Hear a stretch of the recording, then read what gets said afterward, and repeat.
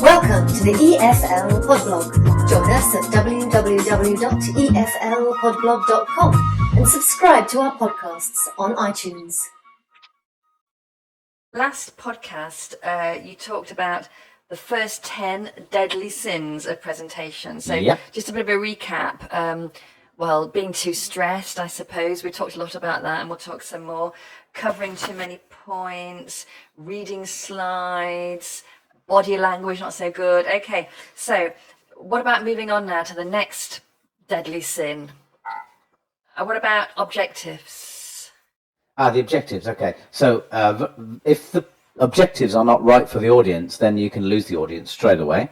So imagine that you have an audience who are very technically skilled, and a presenter comes along and does a very general presentation. So you imagine they work for a company such as Airbus or Boeing, and they start telling people, this very technical group of people, what an airplane is. It won't work. No. Now, on the other side, if you have people who have a very general knowledge base and the presenter speaks about things which are very technical, they can lose them then. Using things such as acronyms, which are not shared. Acronyms are great because they're a shortcut to longer words and expressions. But if nobody knows them, then they can rapidly lose concentration. So how is the best way to gauge the level? I mean, is the homework to be done before, It's all part of the preparation. The preparation is 99% of a presentation. The actual time that you spend in a presentation is 1%. And probably one of the first things you start at is thinking about your audience. Most people know who the audience is going to be, more or less. So if there's been no research on the audience, then you can be sure that there's going to be a problem. In fact, what we say is that if you fail to prepare, you prepare to fail. Oh. And you will. Nice one. Okay, so the idea then is to take time to find out who your audience is. Well, if you don't know who it is, how can you build a presentation? But the level of understanding. Yeah. Okay, good. And in fact, it's a little bit, if you prepare a presentation without thinking or knowing who your audience is, it's a bit like sending a love letter with to whom it may concern. Oh dear, that sounds terrible. Very sad. Right, okay. Right, well, moving on from that then. I often watch TED Talk presentations. Now, I would love to be able to do that style. Okay, I'll try and do it. So, but what about people who feel they've got to copy these other people who are really good? I mean, is it worth spending time to try to emulate other people? Well, let's just start with TED. If you're going to do maybe a 30-minute TED Talk, you're probably going to spend at least 90 hours working on it. You're going to spend 30 hours working on your speech. Then you're going to spend 30 hours working on your slides, and then 30 hours rehearsing, really sort of fine-tuning, etc. We don't have to do TED, and we don't have 90 hours to work on one presentation very often. No. But what was your question again? Yes, Sorry. it was, how is it really worth trying to emulate other people, or should we develop our own style? Well, what we always say with presentations is be yourself with your own qualities, etc.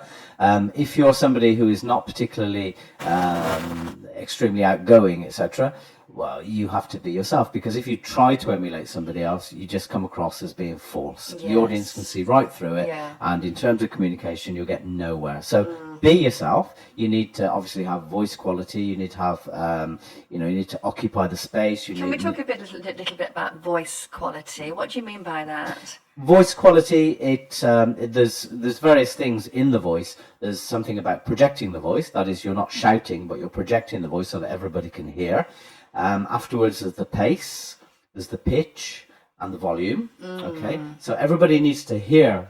But also, if somebody speaks with a very monotonous voice, it could actually send the audience to sleep. Now, some languages do lend themselves to being a little monotonous, French being one of these things. So what people can do is probably try and put some pauses, often the pauses speak louder than the words, into their presentation, and then when they come out of a pause, they go up a little bit. Okay. So to kind of lighten the voice from time to time. Yeah, it's just getting some modulation. Yes. And stressing and emphasizing on certain terms, etc., where it tends to wake the audience up a little bit. Yes. Well, we don't want them to be asleep, but what I mean is it tends to awaken their curiosity. Yes, and it's true, I think, when people are a little bit stressed, they speak too quickly. They do. And the thing is, everybody's going to be stressed. What you need to do is to be able to manage that stress into positive energy. yeah. Stress being a great thing. I think we Yeah. spoke about this last time. Yeah, and breathing perhaps at the right moment. Yeah, I mean, the thing is that a presentation is a performance. Now, I don't mean by that it's a one-man show or whatever. In fact, that is exactly what I don't mean. But you're getting up from sitting down, which is the normal position, to standing up and delivering a speech so that everybody can hear it. Your presenting voice is different to your voice when you're sat down. It is a performance, therefore you should prepare yourself. No actor or singer would ever go on stage without preparing their voice. However, I think that's a very, very good point. well, people think that they can do this. Now, if they can't control their breathing, then their voice is going to be short. Yeah. They're also going to start stressing. But what a lot of people do as well is they put themselves into stressful positions by clasping their hands behind the back or whatever. They need to free up. In the next podcast, we can actually look at some exercises, and I could try some on you. Oh, I'd love that. I'd love it. I'd love it. Okay. And I think often when people are a little bit stressed as well, they expect the worst of themselves and they expect the worst of their audience. Well, I mean, the upshot, the positive point of expecting the worst is that you're never going to be disappointed. Because it always happens. It could happen, but you've got to have a plan B. Yeah. You imagine the projector doesn't work, you need to do something else about it. If your computer breaks down, you need to, in preparation, have your presentation on a USB key. Yeah. You need to have a plan B, and you need to just get on with it. I think I agree with that. I always say, plan for the worst, hope for the best. Exactly. And then you're okay. Yeah. And so that's a good point there. Now, what about question and answer slides? Oh, I hate it. I Do you? absolutely. It's one of the things Do I you? really hate. Okay, Well, tell me all about this then. Okay, so, if somebody puts up a question and answer slide, already, for me, because communication, as I think I said in the last one, there's no truth. It's only perception. What happens at the other side? We think we're being clear, etc. If somebody puts up a question slide, then I can see that they are 1980s presenters, and they're also, in a way, if I really push it to the limit, they are saying to the audience that I've asked you, I've said, right, I'm ready for your questions now. If I put a slide up, it almost tells the audience that you're so stupid that I need to put a slide up to tell you that it's questions. Yes. Now, that slide has no use, okay? If we're planning a presentation, we say the rule of thumb is one slide is about 90 seconds now. Some slides go faster, some slides go slower. What is the value of a question slide? So There is no value. Why would people ask a question on a slide? Is it, I don't know, is it to focus their audience's No, attention? I mean, if you're ready for a question and answer session, just tell them there should be nothing on the screen. Okay. Because if you have a slide, you will probably, hopefully, be moving on the stage or whatever.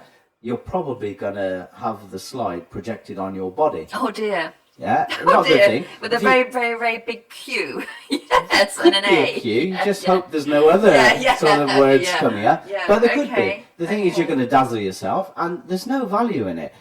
Tell people it's question time.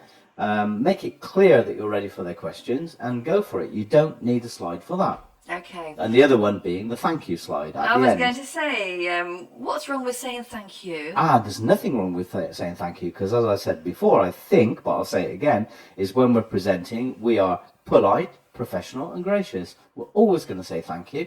I've taken time of people, they've listened to me, and I'm going to thank them. I'm not going to put a slide up though.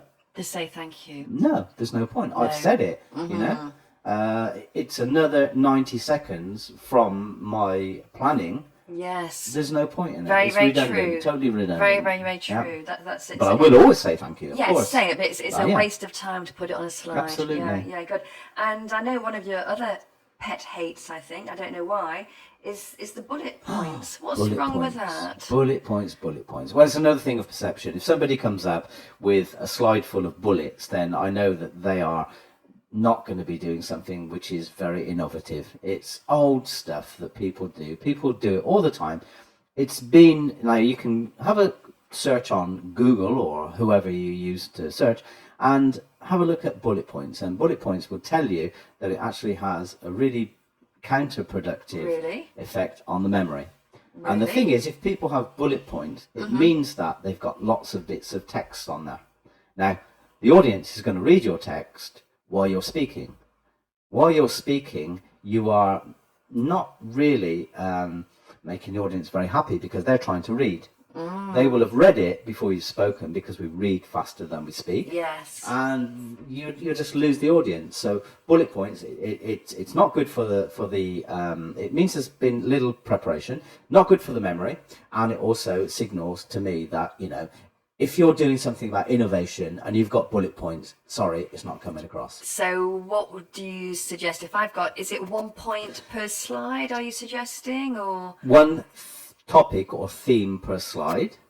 If you have like different themes on a slide, you're going to lose the audience. So think about splitting the slide up into several slides, but using the same amount of time. The only thing that you gain is clarity, and you will keep the audience with you. I mean, when we've got things on the slide, you know, if we have like 1 or 2 words, great, because it also awakens the curiosity in the audience. They're saying to themselves, now what are they going to be speaking about? If they've read a sentence, they know exactly what you're going to be speaking about.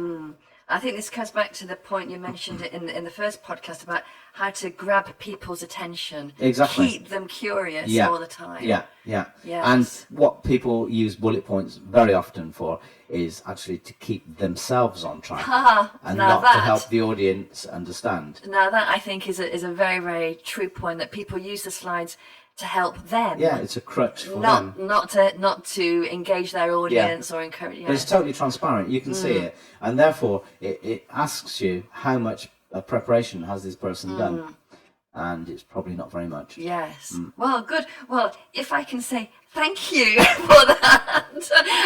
I haven't got any slides here to say that, but thank you very much for that. Good. And we'll continue this in the next podcast. Yeah, we'll get on to maybe some activities on breathing and managing your stress. I can't wait. We hope you enjoyed today's podcast. Join us again on www.etlpoplog.com and subscribe to our podcasts on iTunes.